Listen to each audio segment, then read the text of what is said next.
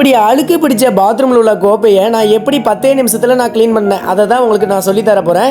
நம்மளுடைய HSR chemical வந்து ஒரு 1/4 பாட்டில் அளவுக்கு ஒரு பிளாஸ்டிக் கப்பில் ஊற்றிக்கோங்க. அதில் ஒரு 2 மூடி இல்லைனா 3 மூடி நம்ம மல்டிபர்பஸ் சேர்த்து பெயிண்ட் அடிக்கிற ப்ரெஷ் எடுத்து அந்த கரைகள் மேலே நம்ம நல்லா அப்ளை பண்ணணும். அப்ளை பண்ணிவிட்டு 80ஆம் நம்பர் எமரி பேப்பர், இது வந்து நம்ம நார்மலாகவே பெயிண்ட் கடைகள்லேயும் கிடைக்கும் பார்த்துக்கோங்க. இந்த எமரி பேப்பரை நம்ம என்ன பண்ணணும்னா லைட்டாக கெமிக்கலில் நம்ம முக்கிக்கணும், சரிங்களா? கெமிக்கலில் முக்கிக்கிட்டு லைட்டாக 80ஆம் நம்பர் எமரி பேப்பர் வச்சு நம்ம நல்லா தேய்க்கணும். ஸோ 80ஆம் நம்பர் எமரி பேப்பர் வச்சு தேய்க்கும் போது கோப்பை வந்து ஸ்க்ராட்ச் ஆகிறாதா அப்படின்னு சொல்லி நிறைய பேர் கேட்கலாம். ஸோ இது கண்டிப்பான முறையில் கோப்பை வந்து ஸ்க்ராட்ச் ஆகாது. 100% கூட கோப்பை ஸ்க்ராட்ச் ஆகாது.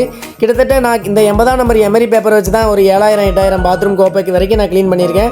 ஒரு ஸ்க்ராட்ச் எதுவுமே வந்ததில்லை. அந்த அனுபவத்தில் தான் நான் சொல்கிறேன்.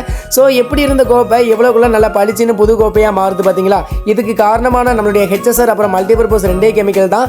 ஸோ இந்த 2 கெமிக்கல் வந்து நம்ம கிட்ட தான் கிடைக்கும் பார்த்துக்கோங்க. இது வந்து நம்ம எல்லா இடத்துலையும் கொரியர் பண்ணிக்கிட்டு இருக்கோம். ஸோ அந்த கெமிக்கல் உங்களுக்கு வேணும்னா மறக்காமல் இந்த நம்பரில் எனக்கு வாட்ஸ்அப்பில் மெசேஜ் பண்ணி ஆர்டர் ப்ளேஸ் பண்ணுங்கள். தேங்க்யூ.